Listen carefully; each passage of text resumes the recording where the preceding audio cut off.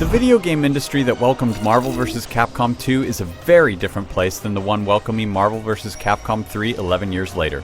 Back then, we were still waiting for details on the original Xbox and the Nintendo GameCube. Call of Duty didn't even exist, and Sega was still making the Dreamcast. Capcom finds itself trying to meet hype and demand that is built up for over a decade, attempting not only to meet those expectations, but find some common ground between the obsessive, hardcore fighting game fans and those who just want to see Wolverine and Ryu beat the hell out of each other. Their labor of love succeeds for the most part. It's a game with phenomenal core mechanics that is a lot of fun to play. However, it may not be the complete package that some are looking for.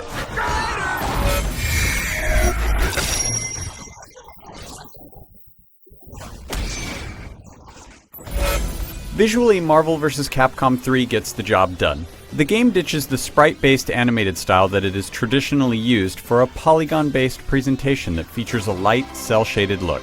It works, but ultimately dulls down detail and characters seem plainer because of it. Still, considering the brisk pacing of matches and the gorgeous effects that fly left and right across the screen, it'll be tough to notice the simpler character presentation. Hardcore fighting game fans will also appreciate how the game is set up. Much of the roster is available from the start, there's an extensive training mode, and the game records an insane number of statistics. There are also small touches like the ability to save your favorite teams so that you can quickly select them before a match. Unfortunately, there's also a distinct lack of modes, but we'll get to that a little later.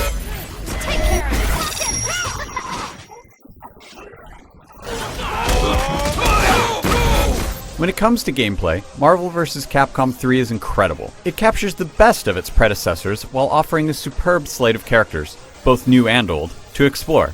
The diversity and balance of this roster is truly remarkable. Marvel vs. Capcom 3 introduces a number of new concepts to the core 3-on-3 battle experience. First up is a tweaked control interface, which incorporates light, medium, and heavy attacks, plus a special button, instead of the 2x2 punch-and-kick arrangement of previous Marvel Capcom installments. This new layout is the same that was used for last year's Tatsunoko vs. Capcom. The tweak is subtle, but important, as now the special button has a more streamlined, universal application when it comes to popping opponents into the air for combos. Other changes are far more significant. The addition of Simple Mode, which removes the complexity of move execution, is no doubt a controversial concept for many fans of the franchise. Fortunately, the new system doesn't imbalance gameplay. If you're a skilled player using normal mode, a rookie in Simple isn't going to have much of a chance. You are defeated! Two other enhancements come in the form of changes to combat. The ability to call in partner attacks in mid-air will no doubt make for some particularly vicious combos, but more significant is the idea of the X-Factor stat boost.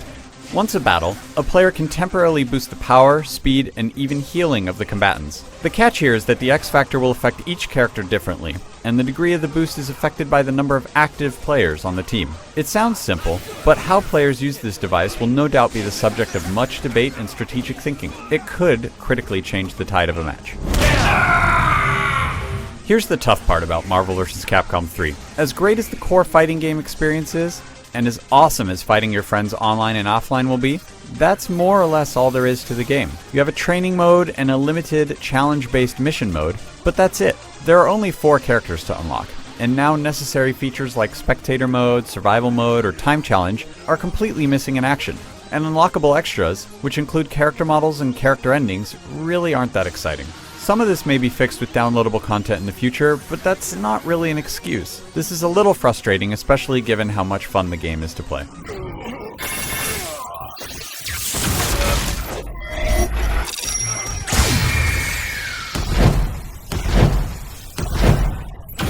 Marvel vs. Capcom 3 is a great fighting game. In a way, it feels like Capcom was eager to return to basics, to re-establish a franchise in the eyes of a global audience, both hardcore and casual. However, this came with a price, stripping away so much that is critical to a complete, lasting modern fighting game.